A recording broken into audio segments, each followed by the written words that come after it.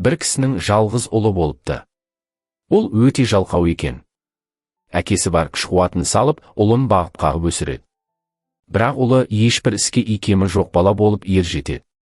Бір күні әкесі әйелін шақырып алып, бар мал-мүлкімнің бәрін бөтен беремін. Ол тым жалқау, жұмыс істегісі келмейді, дейді. Анасының жүрегі ауырып, ұлын аяп, Қолынан іс келеді ғой әкесі. егер шынымен қолынан іс келсе, ең болмаса бір алтын тауып келсін. Сонда ғана бар мал-мүлкімді ұлыма қалдырамын. Жарайды әкесі. Балам, тау тас аралап кел. Кешке дейін 2 шақырымдай жүгір. Терің басылмай тұрғанда әкеңнің алдына кіріп, бұл алтынды табу үшін қатты қиналдым деп айт. ұлы солай істейді.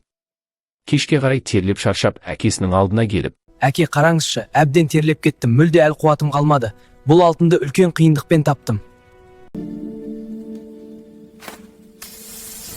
Балам, мені алдай алмайсың. Бұл ақшаны сен еңбектеніп таппағансың. Балам, енді өзің жұмыс істеп, бір алтын тауып кел. Сонда әкең сенеді.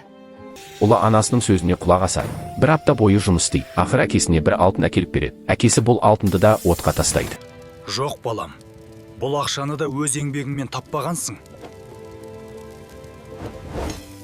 Осы ақша үшін бір апта белімді бүгіп, маңдай теріммен еңбек еттім. Ал сіз болсаңыз, оны отқа тастадыңыз. Міне, енді сенің бұл ақшаны өз еңбегіңмен тапқаныңа сендім, балам. Еңбектің наны тәтті.